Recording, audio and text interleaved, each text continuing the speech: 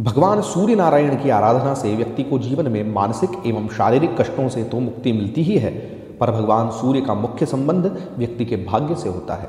अगर कुंडली में सूर्य उच्च का हो जाए तो व्यक्ति को व्यवसाय एवं नौकरी में अपार सफलता प्राप्त होती है और भाग्योदय समय पर हो जाता है।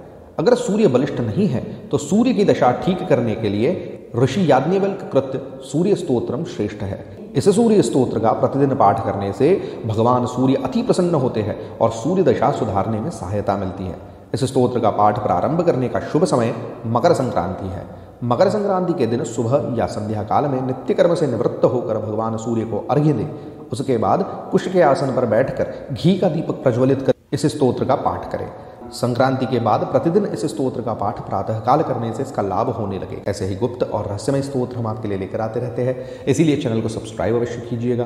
वीडियो को अंत तक अवश्य देखें और वीडियो के अंत में सूर्याय नमः कमेंट करना न भूलें। आइए सुनते हैं याज्ञवल्क्य कृत श्री सूर्य स्तोत्रम। ओम अथ श्री याज्ञवल्क्य कृत सूर्य स्तोत्रम। नमः सवित्रे द्वाराय मुक्ते रमित तेजसे ऋग्यजुहुषाम भूताय त्रयीधाम्ने च ते नमः।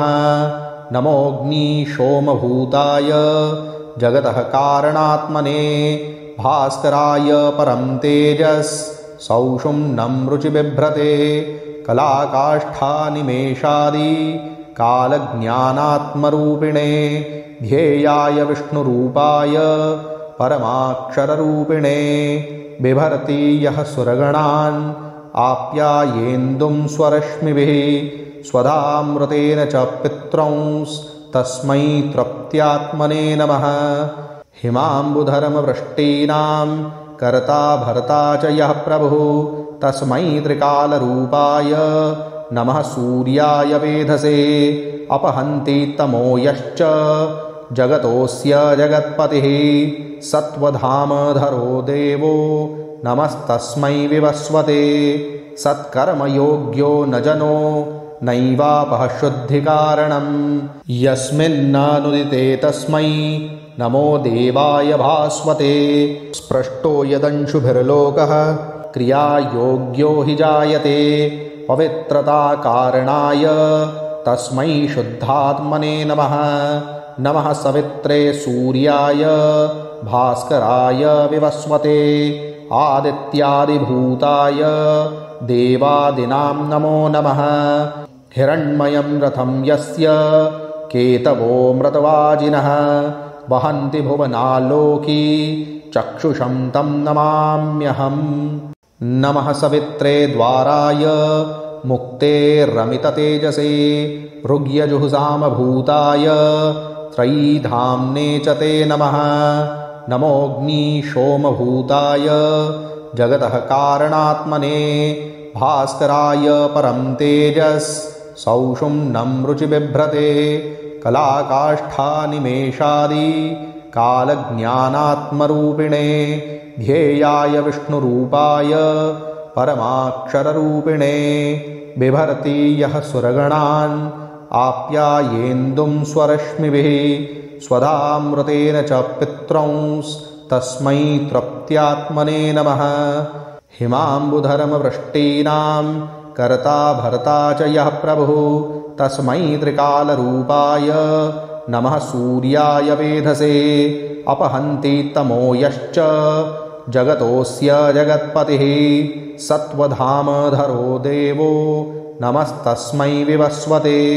सत्कर्मयोग्यो न जनो नैवापः शुद्धिकारणम् यस्मिन्नानुदिते तस्मै नमो देवाय भास्वते। स्पृष्टो यदंशुभिर्लोकः क्रियायोग्यो हि जायते पवित्रता कारणाय तस्मै शुद्धात्मने नमः। नमः सवित्रे सूर्याय भास्कराय विवस्वते आदित्यादिभूताय देवादिनां नमो नमः। हिरण्मयं रथं यस्य केतवो मृतवाजिनः वहन्ति भुवनालोकी चक्षुषं तं नमाम्यहम्।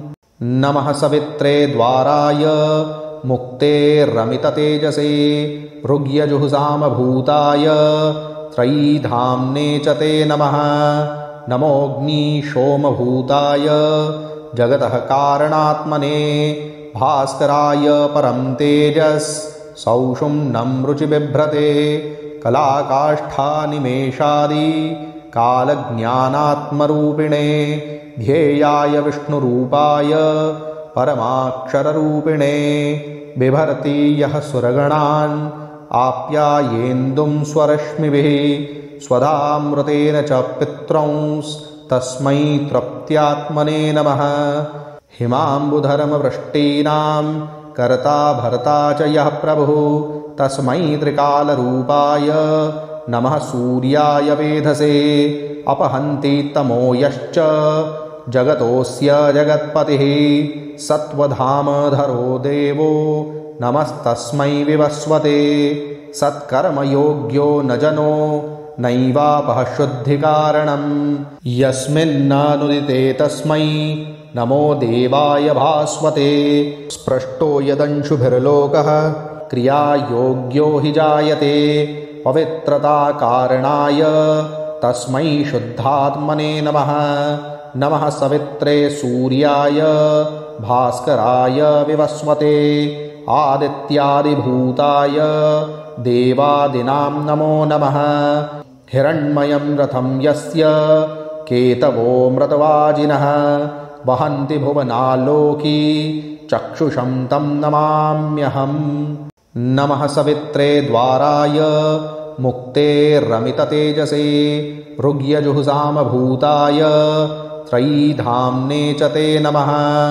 नमोऽग्निशोमभूताय जगतः कारणात्मने भास्कराय परं तेजस् सौषुम्नं रुचिबिभ्रते कलाकाष्ठानिमेषादि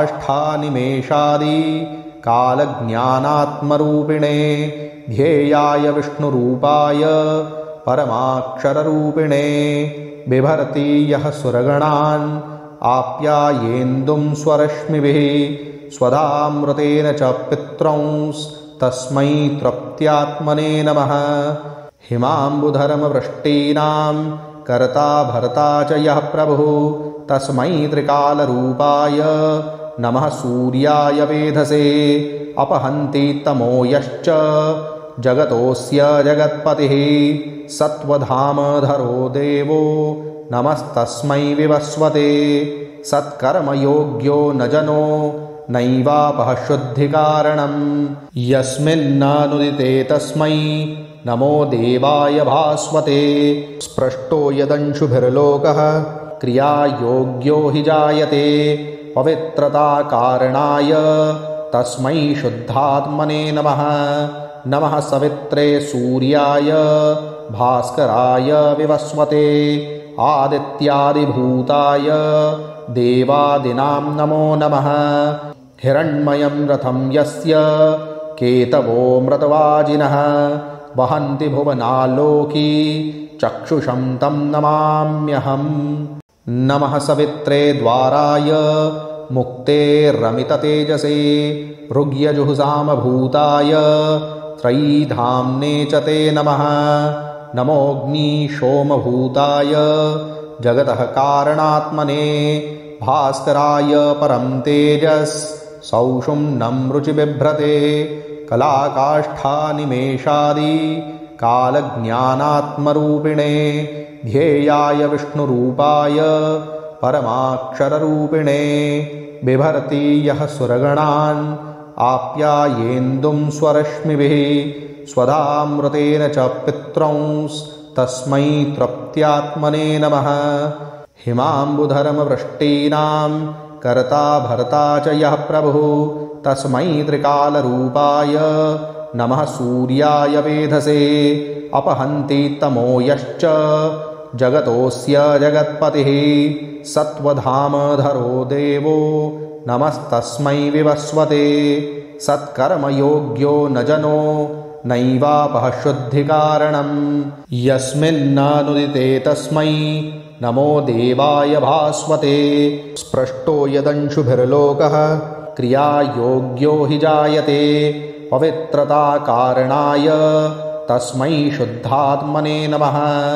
नमः सवित्रे सूर्याय भास्कराय विवस्वते आदित्यादिभूताय देवादिनां नमो नमः।